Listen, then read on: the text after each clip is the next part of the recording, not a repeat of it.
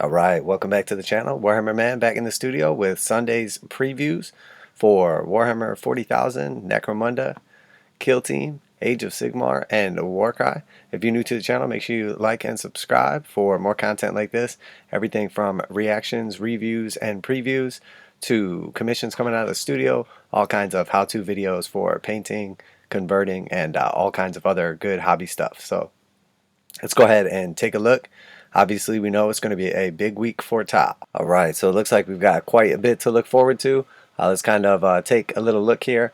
We knew we have our Monday preview coming up for the Eldari. Looking forward to seeing what unit that is. But in the meantime, let's focus on what we know is coming. So obviously, Codex Tau Empire is coming and some new releases for them as well. It says, introduce whole civilizations to the glories of the greater good via a crusade of diplomacy or from the barrel of a railgun. Command an advanced empire against the darkness of the galaxy, armed with hope and hefty dose of high-tech war gear. The Tau Empire Codex includes the rules you need to field your technologically advanced army on the tabletop. It includes a wealth of background lore, stunning artwork, new crusade rules that let you start your own sphere of expansion, and more. And so here we see the two different codexes available.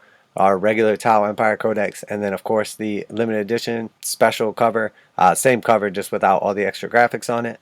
So obviously that will be available as well, and should run right around like $50 and $80 USD if it's in line with previous iterations of the codexes. And it says those chosen by the Ethereals can show their support for the war effort with the luxurious collector's edition featuring a premium soft touch cover, printed page edges, and black ribbon page marker. Alright, and then we know so far this is the only actual new model that we've seen. Other than that, it's the Codex and a bunch of rules and everything, and then obviously the Combat Patrol as well. But here we have Darkstrider. I think this model looks great, but let's see what it says. Maverick Sub-Commander Darkstrider, El Miyamoto to his friends, is returning to the battlefield with a stunning new miniature, complete with an adorable cluster of scanning drones. They are adorable. So this model is pretty awesome. Looks like he has some kind of special carbine type deal. I can't tell exactly what it is. I'm not 100% sure what his rules are, but he is pretty awesome. This model looks great. He's basically a Pathfinder character, I think. I really like the overall sculpt. I like the deal they got going on with his little eyepiece and antenna game. You know, obviously his little ponytail man bun thing going on there. And then his little drones are pretty awesome as well. Hopefully he'll have some new rules. Possibly have some new rules in the Codex for other models that will be coming down the pipe. But we'll have to wait and see. In the meantime though, I gotta say this is a hit for me. Looks great. Definitely looks great. Fits into the range nicely. Is definitely much more detailed and much more dynamic of a pose. And then obviously these cool little drones are sort of like a new introduction, whatever they do rules wise. It says hunting his foes with the help of an advanced structural analyzer and decades of military experience. He's the perfect addition to any size Tau army. And then we have the Tau Empire Ethereal. This is an old model re-released. For those in need of spiritual guidance, no amount of elite pathfinders will suffice to elucidate the philosophies of the greater good. When the Tau need metaphysics more than marker lights, they turn to the beloved Ethereals. So this is the Ethereal model previously available in the Start Collecting box. Now going to be available like separately. Probably going to be right around, I would imagine, like 30 bucks. And also this model is going to be included in the new Tau Battle Box as well. So wouldn't just run out and buy him. If you are planning on getting the Combat Patrol, we know he's going to come in it. We know that Combat Patrol is going to run 140 USD. And we know this dude's probably going to be 30 bucks on his own. So if you're thinking about getting him, it might be worth just going all in on that Combat Patrol. This plastic Ethereal is available for the first time outside the Start Collecting Tau Empire box. These wise leaders embody the wisdom of the unity of the greater good, and from atop their lofty hover drones, they invoke the might of the Tau casters to turn the tide of battle. Alright, and then here is our Combat Patrol. This looks great. Form the core of a Tau expeditionary force or ramp up your existing collection with this Combat Patrol, which delivers a multi-pronged assault right out of the box. So I'm a big fan of this. We obviously have 10 Fire Warriors or Breachers with their drones. We have a Stealth Squad with a single drone as well. 3 guys in the stealth squad, and then we have the ghost skill with its 2 special drones, and then of course we have our fireblade and our ethereal, and then there's our little turret that comes with the fire warriors as well. So it's a really nice box. I think it's a great value as well. It's a nice starting force, and to tell you the truth, the rules we have seen so far for the ghost skill rather, with its experimental suit, like 1 per army special rules, pretty awesome. Being able to basically turn on an aura for 1 turn, a 12-inch aura around him, and cause any stratagems used basically in that aura to go up by 1 command point per stratagem. So he essentially shuts down your opponent's ability to like use a bunch of special stratagems. And then also his gun is phenomenal, especially at close range. And then on top of that, with the new Borkan rules, it already has a very heavy modifier to traditional saves, but you can turn off invulnerable saves with that stratagem as well. So he can basically go full kamikaze, go straight up into the heart of your opponent's army, melt something big, probably wipe it off the face of the earth and memory from the existence, and then on top of that, turn on the little aura and essentially cripple your opponent's army right off the bat. So there's definitely going to be some pretty awesome combos. I would imagine we're going to see quite a few ghost kills into the future. They were already pretty good and sort of a pain and nice for essentially like board control, which is something the Tau is not particularly good at. So where previously they were kind of limited with ghost kills and stealth suits, it looks like they're actually going to be they have a lot of speed but not a lot of durability, and they obviously don't have strength in close combat. So having a couple units like this where they can essentially like bounce around, not get just smoked by everything, and are a little harder to hit, or be able to a little more resilient, or take something with them so that you're at least trading for something nice, definitely going to be a strong positive for the Tau. So looking forward to them. I know right now they look maybe a little overpowered or whatever, but we'll see where the meta kind of balances out. We see a lot of points deductions in vehicles, so that kind of compensates like across the board for other armies. So I think that kind of compensates and makes up for a little bit that some of the durability is going to be taken away when you have essentially things that are just able to one-shot them. So we'll have to kind of see where it all plays out. It's really just about how things are costed points-wise, whether or not they're balanced. But I think this is going to be a big hit. I will do a unboxing for this when it comes out, and probably something for the ghost kill, maybe a how-to paint job or something like that for the Borkan set, since I think that's going to be a real popular one. So definitely a hit. I really like that set. And it says lead from the front with a cadre fireblade supported by a squad of fire warriors, while stealth suits. Lead from the front with a cadre fireblade supported by a squad of fire warriors with stealth battlesuits and a mighty ghost kill battlesuit. Use their optic camouflage to flank the enemy, all guided by the wisdom of an ethereal advisor. And then we have the Tau Empire dice set. Ensure everyone knows just how much you love the greater good with this themed Tau dice set. Signature colors of the hot-blooded Viola sept. So 20 dice in the set. Nice big chunky round dice with the red and white color scheme. With the advanced dice rolling technology of the Tau Empire by your side, you can do away with primitive superstitions such as luck. Every 6 you roll is statistically guaranteed to contribute toward the greater good, except on morale tests. And then the Tau Empire data cards. As a young race, the Tau are constantly punching up against some of the galaxy's most terrifying inhabitants. Fortunately, they can rely on more than just the incredible tech to bring them to victory. So these are always nice. I like the cards. Helps you to remember what your abilities are or things that you're going to be using. Nice for like tournaments and everything. These new data cards will keep your abilities close at hand, giving you an easy way to reference Tau Empire stratagems and the invocations of the Ethereals. Tau Empire Forge World kits. So these are all obviously Forge World, some pretty awesome stuff right here. While you're on the Games Workshop web store picking up your new Tau Empire goodies, you'll also be able to grab some advanced kits from Forge World. You can add the destructive firepower of the massive KX-139 Ta'unar Supremacy Armor, bring death from above with the AX-1-0 Tiger Shark, and recruit additional battlesuits in the form of the XV-107 and XV-109 variants at the same time as you buy your new Codex. So the Ta'unar Supremacy Armor, this thing is massive. It's basically like an entire army, so pretty much unusable in 40k. but it is pretty ridiculous. It's literally like the size of a Titan. And that's just a couple of its weapon options here. And then here we have these are essentially Forge World variants of the Riptide battlesuit. The Yavara and Arvarna, pretty awesome. The Yavara has basically like a flamer and flat cannon, and it was pretty good. From what I understand, it got some slight nerfs here recently. And then the Arvarna has like two little laser cannons. Not quite as good, but still pretty awesome. Definitely great aesthetic on them. And then here we have obviously the Shark, Tiger Shark. This is just a massive Tau flyer. A couple of big boy guns on it. Pretty cool. Definitely some cool kits. Definitely on the expensive side. And the two suits are pretty good for 40k, but the other ones are a little too large for typical games. While Tau fans experience their moment of rapture, our focus shifts to Nachmund, where it's about to go down.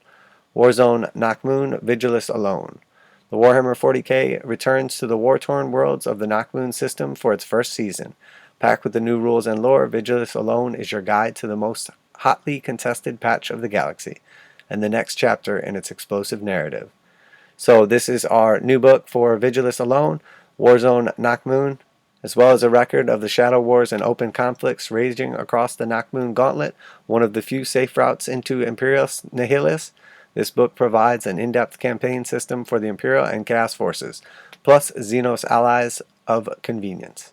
Extra crusade rules for constructing an army of faith, a new army of renown for sneaky space marines, and a Codex supplement for the angriest Adepta Sororitas, the Order of the Bloody Rose. So we already saw some of the leaks or previews from some of that stuff. Looks pretty good. If you want to go all in, the collector's edition features soft touch cover with silver foil blocking, printed page edges, and Vigilus posters that does double duty as a campaign tracker. And then we have the Crusade Mission Pack, Wars of Faith. Take your Crusade games to the next level with Wars of Faith, which contains everything you need to battle for the very souls of the Nachmund system.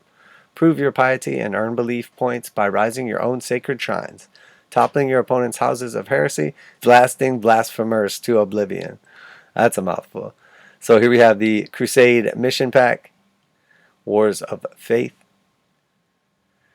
As well as these new Crusade rules, the book contains 24 new Crusade missions, 6 of each combat, patrol, incursion, strike force, and onslaught-sized games. So depending on if you're playing smaller games, mid-sized games, or full-size games, a bunch of missions. And this is going to be a little more in line for like the competitive play or seasons for Warhammer. Plus all the requisitions, agendas, and battle traits you've come to love from the Crusade supplements. As well as a table of special upgrades for your priests, who are, as one might expect, extremely useful in a war of faith. So this dude looks awesome. Our Space Marine Captain and Gravis armor, previously only available in the old box set, and then eventually in like a Heroes limited set, and now this new model, which is exponentially better than the old one, much more dynamic with some cool weapon options, is going to be available as well. This model is great. Who better to lead your crusade across the Nachmund sector than a Space Marine in Gravis armor? This mighty warrior is highly customizable and entirely lethal. So here we see him in his dynamic pose. Looks absolutely phenomenal with the cloak and our little, like, I can't think what they're called, servo skull kind of hanging around with him. He's got a pretty awesome iron halo going on. Armed with a power fist and the bolter built in, and then sword as well, power sword as well. Doesn't show his options right here, but we know from the video that you'll have options for, oh, it says right here. As well as 3 separate helmet options, the Gravis-clad captain can be armed with a master-crafted power sword, which is pictured, a chain sword, ideal for taking the tasty teeth of Terra relic. That is a relic and is pretty awesome.